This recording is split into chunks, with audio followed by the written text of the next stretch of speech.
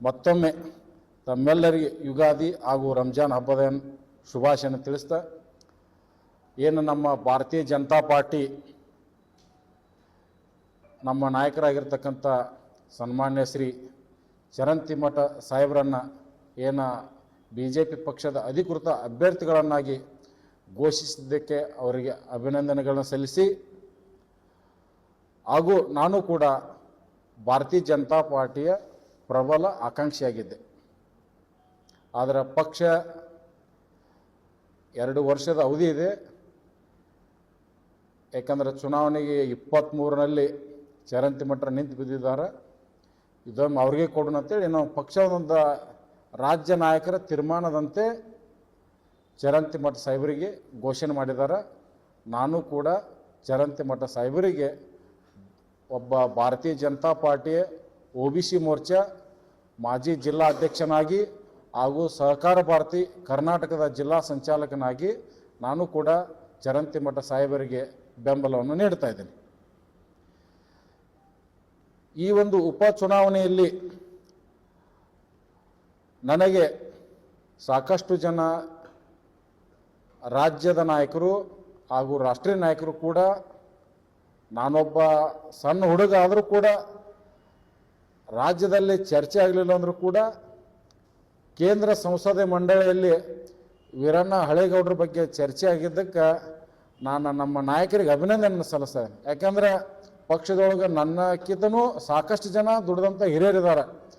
ಆದರೂ ಕೂಡ ಒಬ್ಬ ಯುವಕ, ಹಿಂದುಳಿದ ವರ್ಗದ ಯುವಕ ಟಿಕೆಟ್ ಕೇಳಿದಲ್ಲ ಅಂತೇಳಿ ಭಾಳ ಕೂಲಂಕಷವಾಗಿ ನನ್ನ ಬಗ್ಗೆ ಡಿಸ್ಕಷನ್ ಮಾಡಿದ್ದಾರೆ. ನಮ್ಮ ಜಿಲ್ಲೆಯ ನಾಯಕರಿಂದನೂ ಕೂಡ ವರದಿಯನ್ನು ತರಿಸ್ಕೊಂಡಿದ್ದಾರೆ ನನ್ನ ಬಗ್ಗೆ. ಭಾಳ ನನಗೂ ಒಂದು ಖುಷಿ ವಿಚಾರ.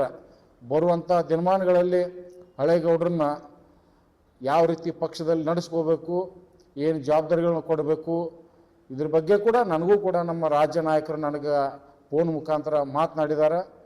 ನೀವು ಯಾವ ರೀತಿ BJPಯಲ್ಲಿ ಹಿಂದೆ ಕೆಲಸ ಮಾಡಿದಿರಿ ಆ ರೀತಿ ಕೆಲಸ ಮಾಡ್ತೀರಿ ಅನ್ನುವಂಥ ಒಂದು ವಿಶ್ವಾಸವೂ ಕೂಡ ಹೊಂದಿನಂತ ಹೇಳಿದ್ದಾರೆ. ನಾನು ಕೂಡ ಪ್ರಾಮಾಣಿಕ, ಯಾಕೆಂದ್ರೆ ನಾವೆಂದು ಜಾತಿ ಧರ್ಮ ಎಂದು ಬೆನ್ನತ್ತಿ ಹೋದವರಲ್ಲ. ಆದ್ರೆ ಭಾರತೀಯ ಜನತಾ ಪಾರ್ಟಿ ಏನು ಹೇಳ್ತದೆ ಆ ರೀತಿ ಒಂದು ಕೆಲಸವನ್ನು ಮಾಡಿಕೊಂಡು ಬಂದಿದ್ದೆ. ನಾನು ಕೂಡ ಪ್ರಥಮವಾಗಿ ನಾನು ವಾಜಪೇಯಿ ಅವರ ಕಾಲದಿಂದನೂ ನಾನು ಭಾರತೀಯ ಜನತಾ ಪಾರ್ಟಿ ಒಬ್ಬ ಅಭಿಮಾನಿ. ನಾನು ವಾಜಪೇಯಿ ಅವರ ಒಂದು ರಾಜಕೀಯ ವ್ಯವಸ್ಥೆಯಿಂದ ನಂದು 2004ರಲ್ಲಿ ನಂದು ಪ್ರಥಮ ಓಟು ಹಾಕಿದ್ದು ಕೂಡ ನಾನು ಸನ್ಮಾನ್ಯ ಶ್ರೀ ಗದ್ದಿಗೌಡರು. ಆದ್ರೆ ಮುಂದೆ ಗದ್ದಿಗೌಡ್ರ ನಂತರ ನನ್ನ ರಾಜಕಾರಣ ಆರಂಭ ಮಾಡಿದ್ದು ಜನತಾದಳ ಸರ್ಕಾರ. ಅದು ಯಡಿಯೂರಪ್ಪನವರು ಕುಮಾರಸ್ವಾಮಿ ಅವರ ಸಮ್ಮಿಶ್ರ ಸರ್ಕಾರದಲ್ಲಿ ನಾನು ಅವತ್ತು ಜನತಾದಳ ಪಕ್ಷದ ಜಿಲ್ಲಾ ಯುವ ಮೋರ್ಚಾದ ಜಿಲ್ಲಾ ಕಾರ್ಯಾಧ್ಯಕ್ಷನಾಗಿ ಕಾರ್ಯವನ್ನು ನಿರ್ವಹಿಸಿದ್ದೇನೆ. ಮುಂದೆ ಕಾರಣಾಂತರದಿಂದ ಏನು ಕುಮಾರಸ್ವಾಮಿ ಅವರು ಯಡಿಯೂರಪ್ಪನವ್ರಿಗೆ ಅಧಿಕಾರ ಹಸ್ತಾಂತರ ಆಗಲಿಲ್ಲ. ಅವತ್ತು ನನ್ನ ರಾಜಕಾರಣ ನ್ಯೂಟ್ರಲ್ ಬಂತು. ಮುಂದೆ ವರ್ತೂರು ಪ್ರಕಾಶ್ ಯುವಸೇನೆಯ ಒಂದು ಸಂಘಟನೆ ಜಿಲ್ಲಾ ಅಧ್ಯಕ್ಷನಾಗಿ ನನ್ನ ರಾಜಕೀಯವನ್ನು ಮಾಡಿದೆ. ಮುಂದೆ ಅದರ ನಂತರ ನಾನು BSR ಕಾಂಗ್ರೆಸ್ ಬಗ್ಗೆ ಒಲವು ತೋರಿದೆ. ಅದರ ನಂತರ ನನ್ನ ರಾಜಕಾರಣ 2013ರಲ್ಲಿ ನಾನು ಬೆಳಗಿ ವಿಧಾನಸಭಾ ಮತಕ್ಷೇತ್ರಕ್ಕೆ ನಾನು ಸ್ಪರ್ಧೆ ಮಾಡಿದ್ದೆ. ನಾನು JDU ಪಕ್ಷದಿಂದ ಅವತ್ತು ಯಾವುದೇ ನಮ್ಮ ಕರ್ನಾಟಕ ರಾಜ್ಯದ ಮನಸ್ಥಿತಿ ಹೇಗಿದೆ ಅಂದರೆ, ಒಂದು ಕಾಂಗ್ರೆಸ್ಸು ಒಂದು BJP ಇವೆರಡು ಪಕ್ಷಕ್ಕೆ ಜನ ಬೆಂಬಲ ಇದೆ ಅನ್ನೋ ಒಂದು ವಿಚಾರಧಾರೆ ಇಟ್ಟುಕೊಂಡು ಅನೇಕ ಹಿರಿಯರ ಒಂದು ಮಾರ್ಗದರ್ಶನದಲ್ಲಿ ನನ್ನ ಮನಸ್ಥಿತಿ ಯಾವ ಪಕ್ಷ ಹೊಂದುತ್ತದೆ ಅಂತೇಳಿ ವಿಚಾರ ಮಾಡಿ ನಾನು ಅವತ್ತೇನು ಚರಂತಿಮಠ ಸಾಹೇಬರ ನೇತೃತ್ವದಲ್ಲಿ ಸನ್ಮಾನ್ಯ ನರೇಂದ್ರ ಮೋದಿ ಒಬ್ಬರು ಹಿಂದುಳಿದ ವರ್ಗದ ನಾಯಕರು ಈ ದೇಶದ ಪ್ರಧಾನಮಂತ್ರಿ ಆಗ್ತಾರೆ ಅಂತ ಹೇಳ್ಕೊಂಡು ನಾನು ಅವತ್ತು JDS ಜನತಾದಳ ಪಕ್ಷದಿಂದ ನಾನು ಭಾರತೀಯ ಜನತಾ ಪಾರ್ಟಿಗೆ ಸೇರ್ಪಡೆಗೊಂಡು ಅವತ್ತಿನಿಂದ ಹಿಡಿದು ಇವತ್ತಿನವರೆಗೂ ಕೂಡ ನಾನು ಭಾರತೀಯ ಜನತಾ ಪಾರ್ಟಿಯಲ್ಲಿ ಒಬ್ಬ ಪ್ರಾಮಾಣಿಕ ಕಾರ್ಯಕರ್ತನಾಗಿ ನಾನು ಕೆಲಸವನ್ನು ಮಾಡಿದ್ದೀನಿ. ನನಗೆ ಪಕ್ಷ ಏನು ಜವಾಬ್ದಾರಿ ವಹಿಸಿತ್ತು ಆ ಜವಾಬ್ದಾರಿಗಳು ಕೂಡ ನಾನು ಸಮರ್ಥವಾಗಿ ನಿರ್ವಹಿಸಿದ್ದೀನಿ. ಹೀಗಾಗಿ ಒಂದು ಪಕ್ಷದಲ್ಲಿ ನಾನು ಈ ರೀತಿಯಾಗಿ ನನ್ನ ಒಂದು ಬೆಳವಣಿಗೆ ಬಂದಿದೆ.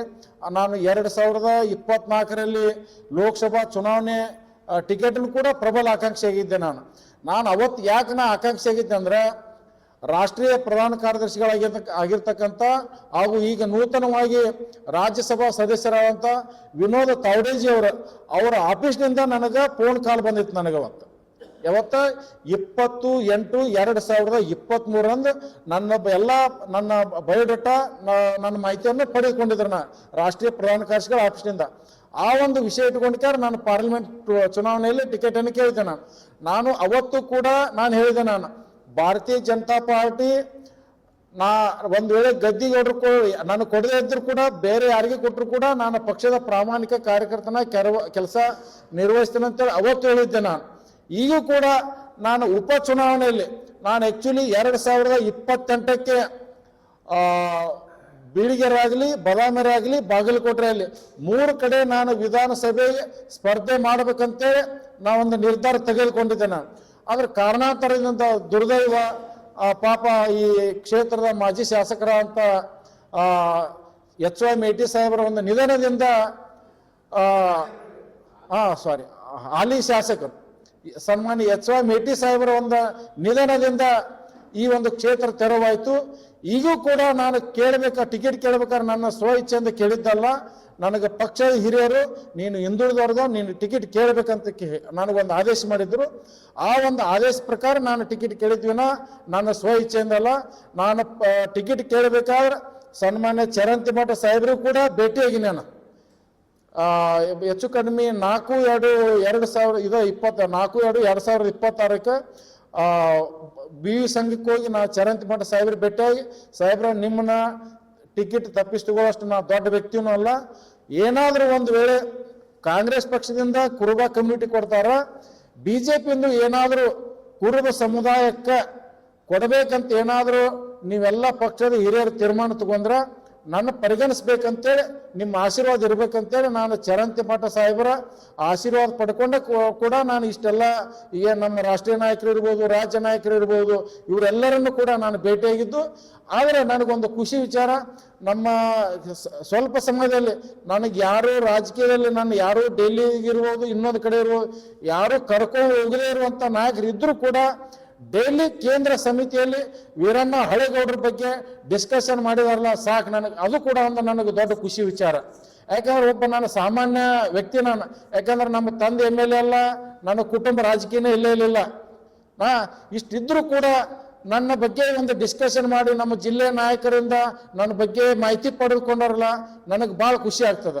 ಮುಂದಿನ ದಿನಮಾನದೊಳಗೆ ನನಗಂತರಲ್ಲ, ನಾನು ಈಗ ಟಿಕೆಟ್ ಕೇಳುವಂಥ ಸಂದರ್ಭದಲ್ಲಿ ಕೇವಲ ನನಗೆ ಕೊಡ್ರಿ ಕುರುಬರಿಗೆ ಕೊಡ್ರಿ ಅಂತಂದ್ರೆ ಅದು ಸ್ವಾರ್ಥ ಆಗ್ತದೆ, ಮತ್ತು ನಾನು ನಾಯಕ ಹಾಕಿ ಯೋಗ್ಯನಲ್ಲ.